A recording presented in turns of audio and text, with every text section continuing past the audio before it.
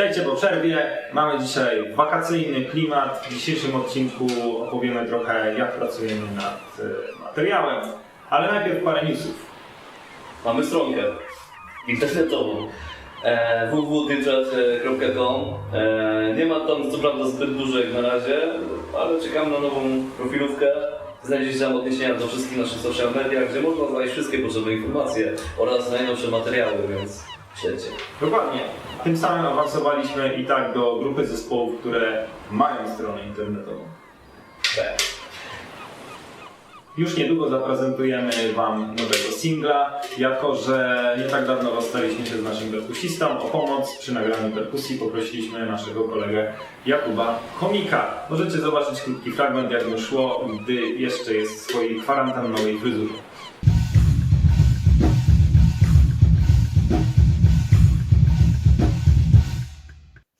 Naprawdę świetnie się grało. Więc tak, o czym jest nowy numer? O czym jest w ogóle nowy materiał? O tym powiem za chwilę, ale zapowiedź naszego nowego materiału jest to adaptacja powieści książki Ayn Rand Fountainhead i to jest właśnie tytuł naszego nowego numeru. Swoją drogą polecamy i tę powieść, Źródło, taki jest polski tytuł, jak i kolejną powieść, Atlas Zbuntowany. Obie książki bardzo dobre, nie chcemy za dużo zdradzać, ale ponieważ utwór jest adaptacją tych powieści, no to mniej więcej skumacie klimat.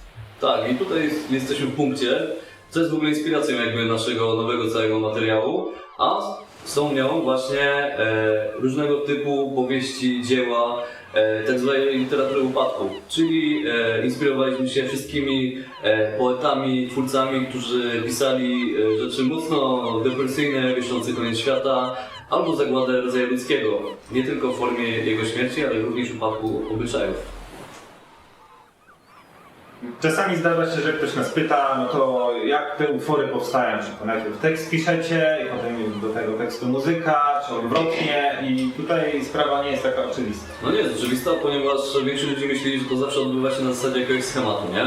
Że albo mamy najpierw tekst, jakiś utwór literacki, który jakby chcemy zawrzeć, czyli mamy już temat, czyli tak jak powiedziałem wcześniej. Mamy temat i dopasowujemy do niego muzykę. To wcale tak nie działa, bo jakby to jest cały czas rzecz płynna, nie jest zupełnie zero-jedynkowa. Są numery, w którym muzyka jest dopasowywana do tekstu, ponieważ tekst nam idealnie pasuje i niektóre frazy po prostu chcemy bardziej na przykład zaakcentować muzycznie i to jest właśnie bardzo ciekawy jakby klucz do tego tworzenia. Jakby żeby to wszystko współgrało i miało wspólny mianownik w postaci jak najlepszego przekazu.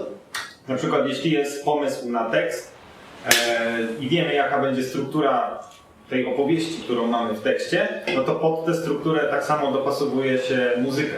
To nie działa w taki sposób, że muzyka zawsze po prostu jest nadrzędnym jakby składnikiem utworu, ponieważ kiedy mamy bardzo agresywny utwór, nie wsadzimy tam spokojnego tekstu i to działa również w drugą stronę. Czyli kiedy mamy spokojny utwór, no nie będziemy pisać o śmierci, nienawiści, zniszczeniu, ponieważ to się w ogóle nie spina. No, tak samo jak przy agresywnych utworach nie możemy pisać o miłości i kwiatkach. Nie? No i istotną kwestią jest również to, żeby jednak ten tekst miał sens, tak? Czyli można na przykład wsadzić dowolny utwór literacki pod dowolną muzykę, tylko że w tym momencie to jest tylko i wyłącznie na domowy marsz.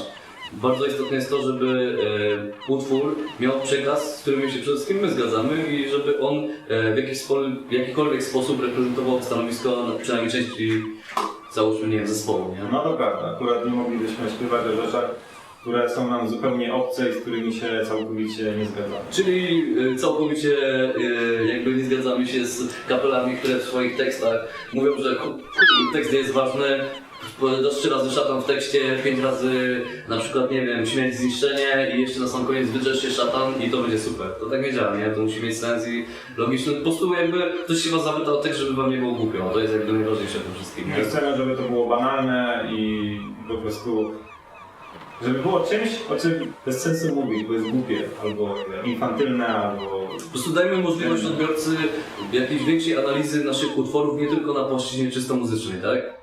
No. Jeszcze co do samej już pracy nad kawałkami z tekstem, no to mając już napisany tekst, bo czasami to właśnie tak działa, że ten tekst jest gdzieś napisany, ale potem próbujemy go wpasować w muzykę, więc ustawiamy linię melodyczną. Czasami też redagujemy ten tekst po to, żeby po prostu dobrze siedział w rytmie Co jeszcze?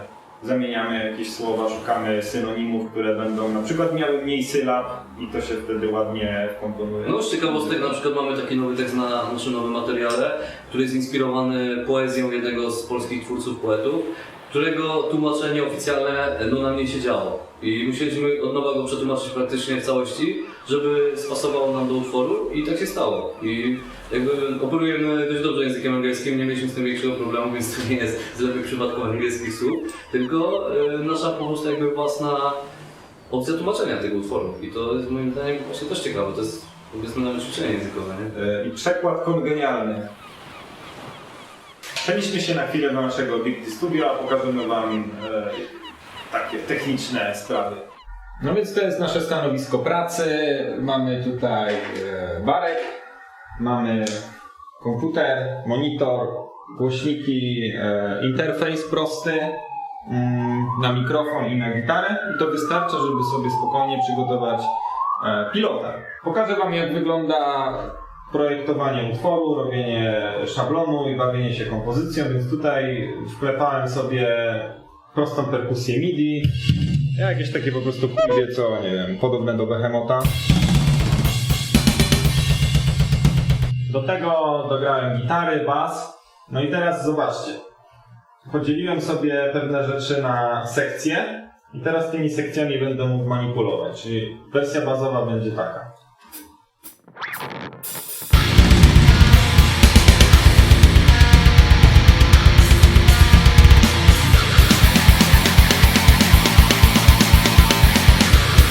I te klocki mogę dowolnie ciąć i sobie przekładać, co też właśnie teraz zrobię, czyli na przykład zróbmy tutaj cięcie, to sobie przekładamy dalej i co? No i załóżmy tyle. Puśćmy.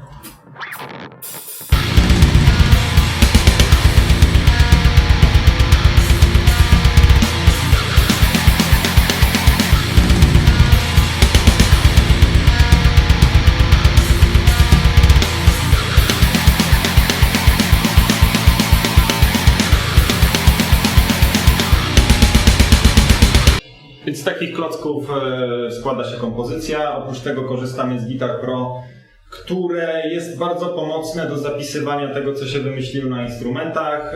Jest tam zapis tabulaturowy dla osób, które nie wiedzą, co to jest. Nie jest to zapis pięcioliniowy, tylko bardziej zapisywanie opalcowania.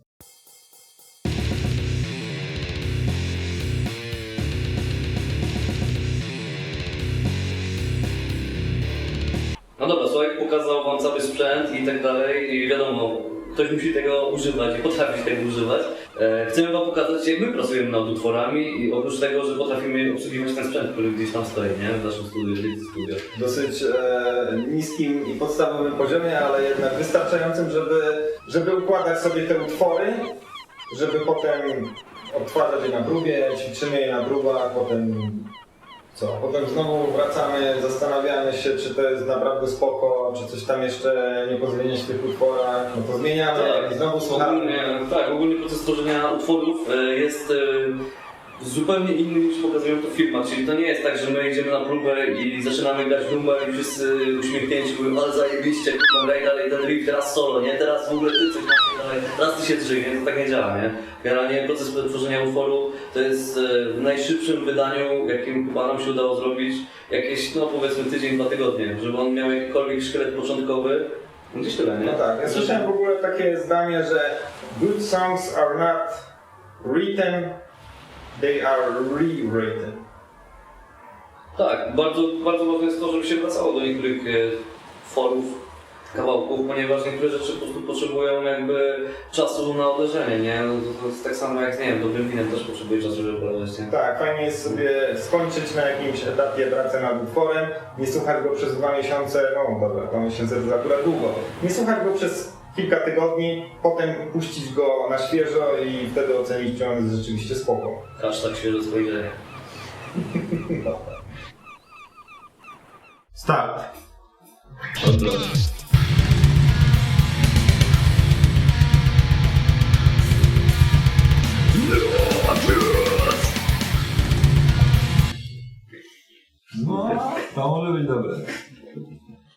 Słowo brzmi tak.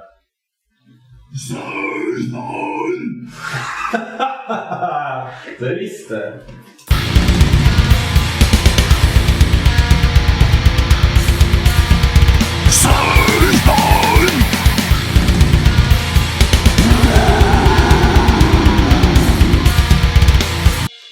No i tak się robi właśnie kawałki death metalowe albo black metalowe. Dokładnie tak. To jest w ogóle nasze nowe logo zespołu. Proszę bardzo. Serdecznie polecam. Szatan jest w naszych sercach. Jak już kompozycja jest skończona, mamy piloty, to utwór też przechodzi kolejną drogę, ponieważ zaczyna brzmieć lepiej. Tutaj już wchodzi nagrywka w poważnym studiu, przetwarzanie dźwięku przez realizatora. I tutaj na przykładzie tego właśnie nowego numeru The Fountainhead pokażemy Wam, jak zmienia się brzmienie od wczesnego pilota przez już takie demko dla realizatora i finalny mix.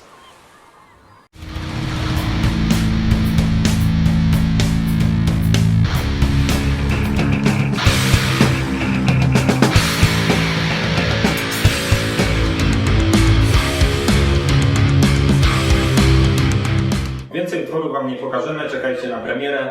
Do kawałka będzie też lyric video, które zrobił mój kolega z pracy, na co dzień zajmujący się bardziej takimi, powiedzmy, korporacyjnymi filmikami, jest motion designerem, ale podjął się tego lyric video i zrobił to naprawdę świetnie. Zdecydowanie powyżej naszych oczekiwań. Także zobaczycie, obserwujcie nas na kanałach, to będziecie wiedzieć, kiedy on wyjdzie, można sobie zasubskrybować, to nie przegapicie.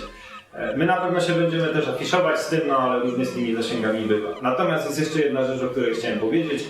Taki bonus do tej premiery. Będziemy również wydawać coś, co nie wiem jak się to po polsku nazywa, natomiast można nazwać to songbookiem.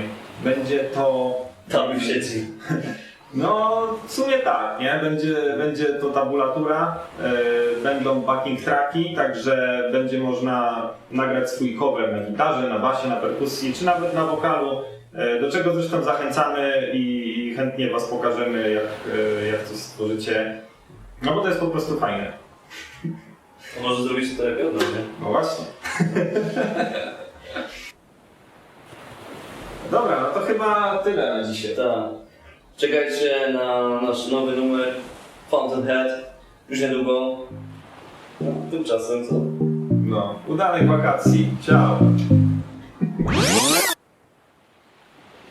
Dobra, dość. Jak ty z gorąco muszę się napić. O, może to. Orzeźwia naturalnym smakiem.